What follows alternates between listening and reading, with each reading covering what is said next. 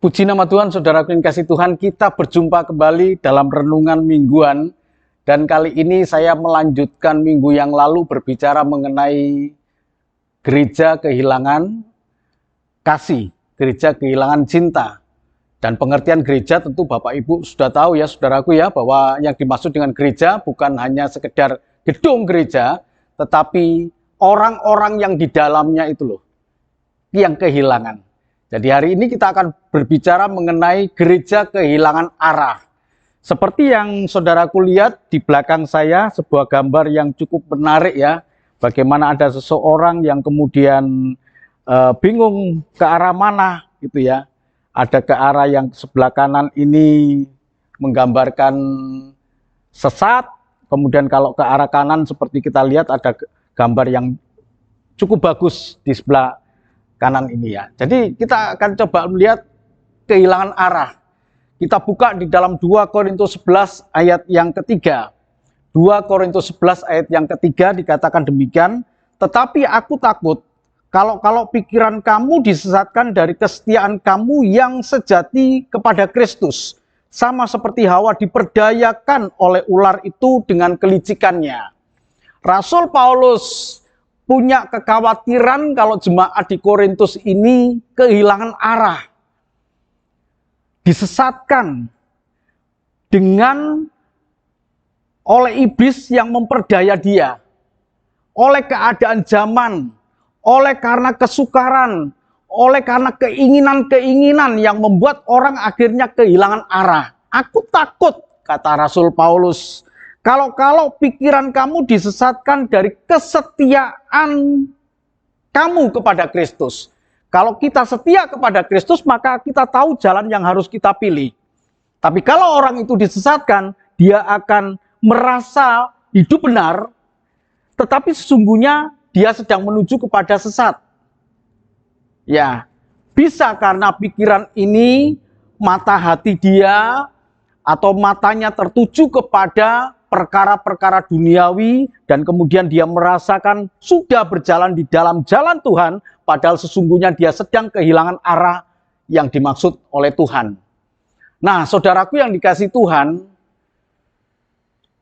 memang berat ya kalau kita sekarang ini sedang menjalani kehidupan ini dan harus tetap dalam konsistensi, dalam kesetiaan kita kepada Kristus sekalipun banyak rintangan yang harus kita hadapi dan harus kita jalani.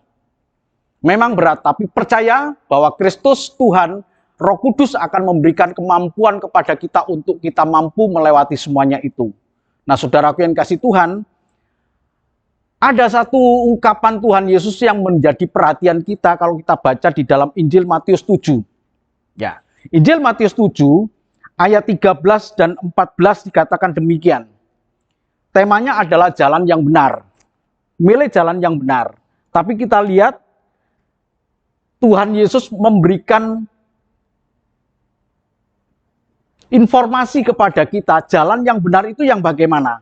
Ayat 13 dan 14 kita akan coba lihat. Masuklah melalui pintu yang sesak itu, karena lebarlah pintu dan luaslah jalan yang menuju kepada kebinasaan. Dan banyak orang yang masuk melaluinya. Lihat, banyak orang yang masuk melaluinya.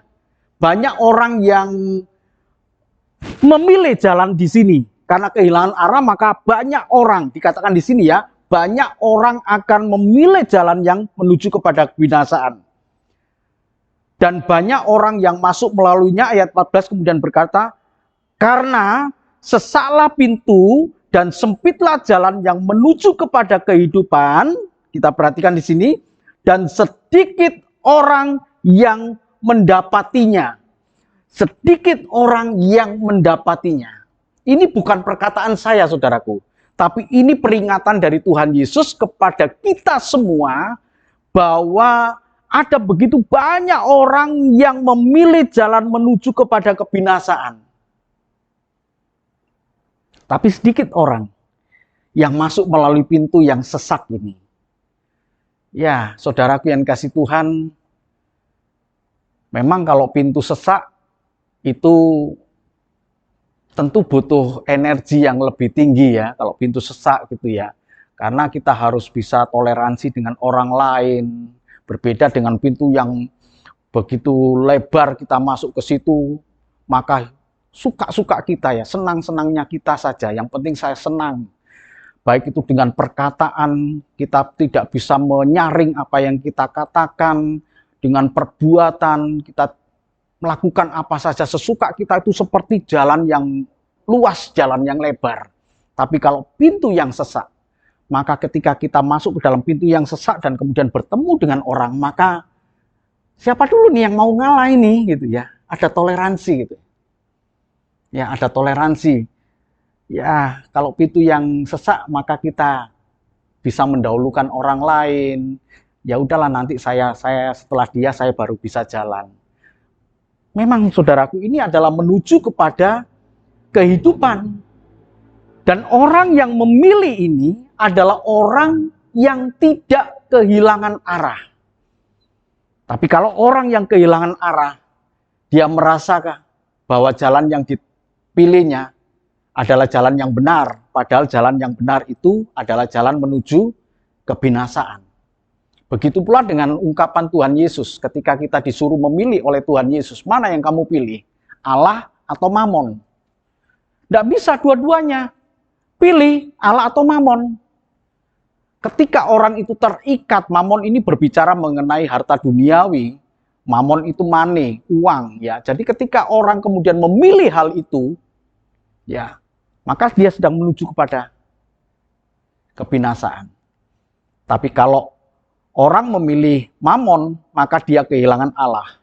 Tapi kalau orang yang memilih Allah akan mendapatkan Allah, dan kemudian Allah akan memberkati dia dengan kebutuhan-kebutuhan jasmani yang dia butuhkan. Jadi saudaraku yang dikasih Tuhan, jangan sampai kita kehilangan arah. Rasul Paulus tadi berkata, aku takut kalau pikiran kamu disesatkan dan diperdaya oleh si ular, ya, si licik itu, si iblis itu. Aku takut kalau pikiran kita disesatkan. Caranya bagaimana? Kita bisa kehilangan arah. Kita pilih jalan yang salah. Tapi marilah saudaraku yang dikasih Tuhan, lewat renungan ini kita diingatkan. Kita tidak kehilangan arah. Kita tetap setia kepada Tuhan dan kita memilih jalan yang menuju kepada kehidupan. Tuhan memberkati. Amin.